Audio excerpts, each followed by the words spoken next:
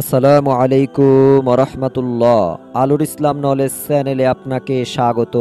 আজ আমি আপনাদের সঙ্গে আলোচনা করব আজ পবিত্র জুমার দিনে অথবা রাতে যদি আপনারা এই দুরূদটি মাত্র একবার অথবা তিনবার পড়তে পারেন, তাহলে আপনার জীবনের সমস্ত গুনাহ আল্লাহ মাফ করে দিবেন এবং আপনার পরিবার সংসারে যদি রিজিকের কোনো সমস্যা থাকে, তাহলে এই দোয়াটি পড়ে এবং এই দুরূদটি পড়ে যদি আপনি আমল করেন, তাহলে আপনার পরিবার সংসার থেকে আল্লাহ তাআলা অভাব দূর করে দিবেন ইনশাআল্লাহ। এছাড়াও আপনারা অনেকেই আছেন যারা আমল করতে চান, কিন্তু আপনাদের আমল করার মতো সময় হয় না।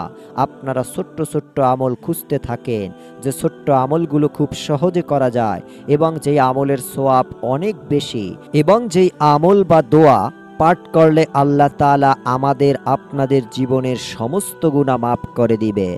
আজ আমি আপনাদের সঙ্গে সেই ছোট্ট ছোট্ট কিছু আমল নিয়ে হাজির হয়েছি।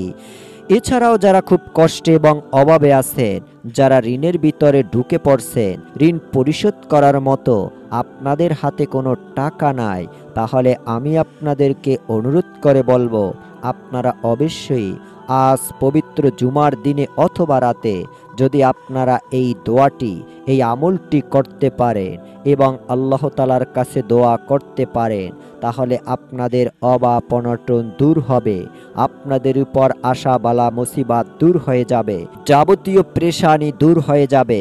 আপনি যদি ব্যবসা করে থাকেন, যদি আপনার ব্যবসা থাকে, আল্লাহ তাআলা সেই ব্যবসা এবং আপনার বিজনেসের ভিতরে বরকত দিবেন ইনশাআল্লাহ।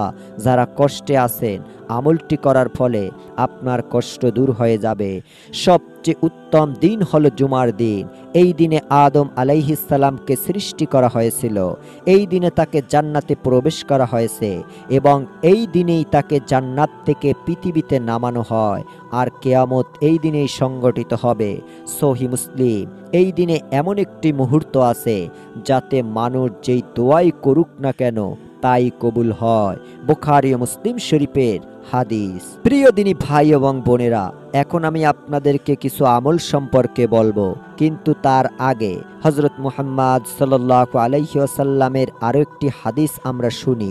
নবীজি বলেছেন, আমরা সর্বশেষ এসেও কিয়ামতের দিন আগ্রহী হব, আমরাই প্রথম জান্নাতে প্রবেশ করব।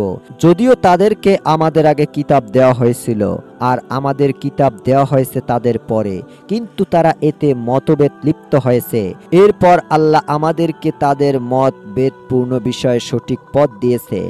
এই যে দিনটি তারা এতে মতভেদ করেছে, এই দিনের সঠিক হেদায়েত করেছেন, তা হলো জুমার দিন। সুতরাং আজ জুমার দিন বা জুমাবার, কাল শনিবার।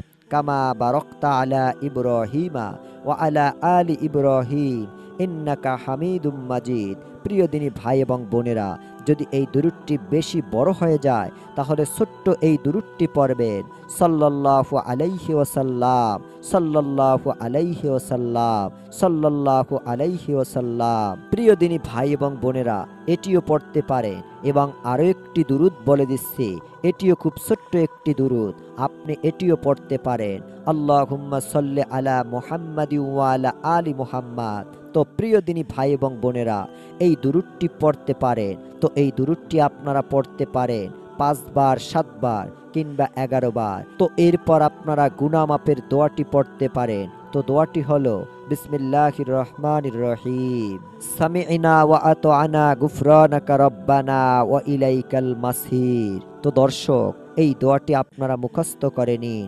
এটি খুবই গুরুত্বপূর্ণ একটি দোয়া, গুনাহ মাফের জন্য খুবই সুন্দর একটি দোয়া, কার্যকারী একটি দোয়া। আরো একটি দোয়া হলো, রব্বিগফির ওয়ারহাম ওয়া আনতা খয়রুর রাহিমিন। এই দোয়াটি অবশ্যই মুখস্থ করে রাখবেন। তো প্রিয় দিনী ভাই এবং বোনেরা, আমি আশা করছি দোয়াগুলো আপনারা সকলে মুখস্থ করে নেবেন এবং আমলগুলো করবেন। ফরজ নামাজের পরে এই দোয়াগুলো পড়লে অনেক লাভ। তো আশা করি বুঝতে পেরেছেন। সকলে ভালো থাকুন, সুস্থ থাকুন। আসসালামু আলাইকুম ওয়া রাহমাতুল্লাহ।